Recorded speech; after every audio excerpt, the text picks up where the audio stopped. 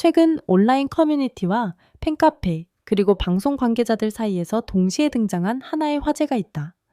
그것은 신곡도 콘서트도 방송 출연도 아니었다. 단 하나의 숫자였다. 누비? 겉으로 보면 특별할 것 없는 순위다. 누군가에게는 충분히 높은 기록일 수도 있다. 그러나 이 숫자가 유독 큰 파장을 불러온 이유는 단 하나였다. 그 이름이 바로 이명웅이었기 때문이다. 그동안 각종 음원 차트 팬투표 브랜드, 평판 콘서트 동원력까지 그는 사실상 1위의 상징과 같은 존재였다. 그래서 이번 결과가 공개되자 가장 먼저 반응한 사람들은 대중이 아니라 팬들이었다. 처음 팬들은 믿지 않았다. 단순 집계 오류일 것이라고 생각했다. 시간이 지나면 수정 공지가 올라올 것이라고 예상했다. 하지만 아무 일도 일어나지 않았다. 순위는 그대로 유지됐다. 그 순간부터 분위기가 달라졌다. 인터뷰야 달라졌다. 팬덤이 놀란 이유는 순위가 아니었다. 흥미로운 점은 팬들이 충격을 받은 이유가 이 위 자체가 아니었다는 것이다. 문제는 이 결과가 나올 수 있는 구조가 아니라고 모두가 믿고 있었다는 점이었다. 이명웅의 팬덤은 다른 가수 팬덤과 조금 다르다. 단순히 규모가 큰 것이 아니라 참여율이 매우 높은 것으로 알려져 있다. 실제로 여러 투표 플랫폼에서 그의 참여율은 항상 상위권을 유지해왔다. 그래서 많은 팬들은 같은 질문을 던지기 시작했다. 우리가 투표를 덜한 것도 아닌데 왜 이런 결과가 나온 걸까? 이 질문은 단순한 의문을 넘어 하나의 분석으로 이어졌다. 팬들 사이에서는 투표 방식 집계 기준 반영 비율, 플랫폼 구조까지 하나하나 검토하기 시작했다.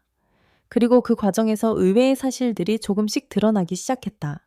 방송가가 먼저 알아챘던 변화. 사실 이 결과는 팬들보다 방송 관계자들이 먼저 예상하고 있었다는 이야기도 나온다. 한 음악 프로그램 관계자는 이렇게 말했다. 겉으로 보이는 인기와 실제 집계 결과 사이에 간극이 생기고 있었습니다. 특정 플랫폼에서는 기존과 다른 패턴이 이미 관측되고 있었어요. 여기서 중요한 것은 인기가 줄었다는 의미가 아니었다. 오히려 반대였다. 이명웅의 대중인지도와 실제 소비는 여전히 강력했다. 콘서트 매진 속도, 음원, 장기 스트리밍 행사 반응 모두 안정적이었다. 그럼에도 순위는 달라졌다. 이 지점에서 한 가지 가능성이 제기됐다. 순위가 변한 것이 아니라 순위를 결정하는 방식이 변하고 있었다는 것.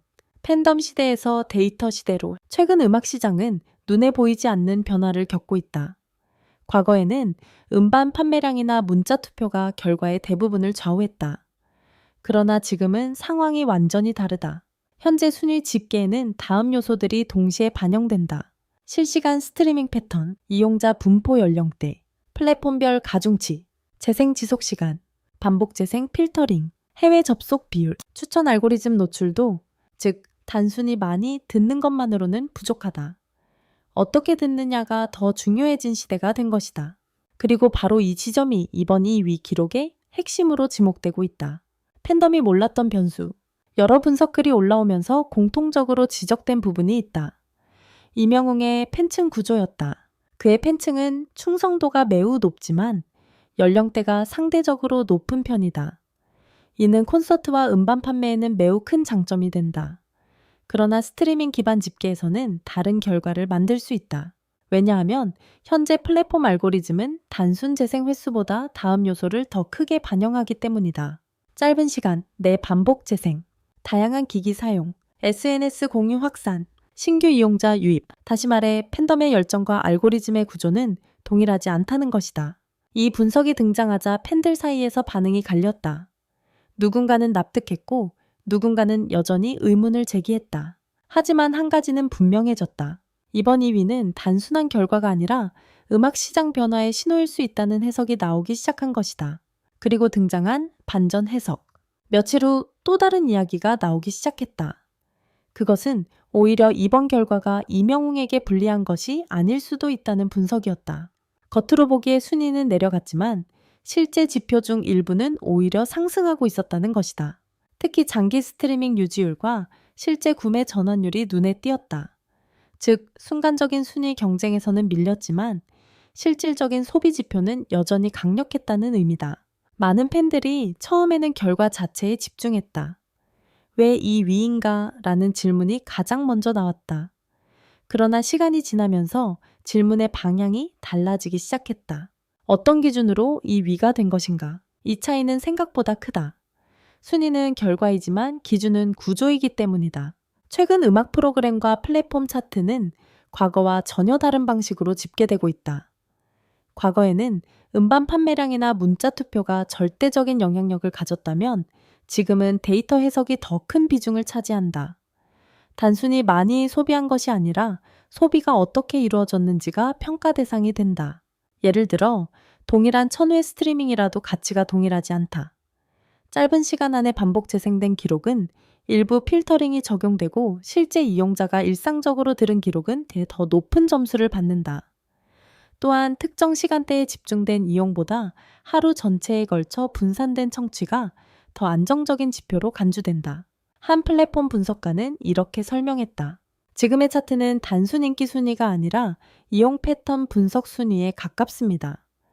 음악을 소비하는 방식 자체가 점수에 반영됩니다. 이 지점에서 이명웅의 팬덤 구조가 다시 언급되기 시작했다. 그의 팬들은 한 번 들을 때 길게 듣고 같은 곡을 오래 유지하는 특징이 있다. 즉, 단위 집중형 소비가 아니라 장기 유지형 소비 패턴이다. 흥미롭게도 이 방식은 단기 순위 경쟁에서는 불리할 수 있지만 곡의 생명력에서는 오히려 강점으로 작용한다. 실제로 일부 곡들은 발매 후 시간이 지날수록 순위가 급락하지 않고 일정 구간에 오래 머무는 현상이 관측됐다. 또 하나 주목된 부분은 신규 유입 비율이었다. 요즘 차트는 기존 팬의 반복 재생보다 새로운 이용자의 첫 청취를 더 크게 반영한다.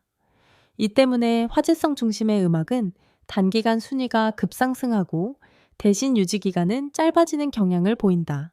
결국 이번 결과는 단순한 경쟁의 승패가 아니라 두 가지 다른 소비 방식이 동시에 존재하고 있음을 보여준 사례로 해석되기 시작했다. 즉, 한쪽은 빠르게 폭발하는 인기, 다른 한쪽은 오래 지속되는 인기였다. 그래서 일부 관계자들은 조심스럽게 이런 평가를 내놓는다. 순간 순위만 보면 이 위지만 시장 전체 흐름을 보면 다른 의미의 1위일 수도 있습니다. 이 말이 등장하자 팬덤 내부 분위기도 조금씩 달라졌다. 처음에 당혹감 대신 분석과 이해가 늘어나기 시작했고 결과를 받아들이는 시선 역시 변하기 시작했다. 이 2위 기록이 공개된 직후 팬덤 내부는 크게 술렁였다. 그러나 며칠이 지나자 예상과 다른 흐름이 나타났다. 실망보다 확인에 가까운 반응이 늘어나기 시작한 것이다. 특히 눈에 띈 것은 대중 반응이었다. 순위 발표 이후 오히려 관련 영상 조회수와 음원 검색량이 동시에 상승했다.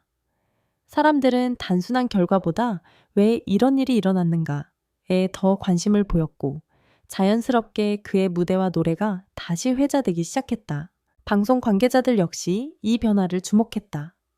화제성은 보통 일 위에서 발생한다고 생각하지만 이번 경우는 달랐다.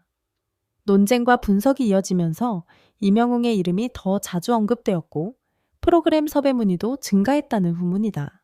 한 제작진은 이렇게 말했다.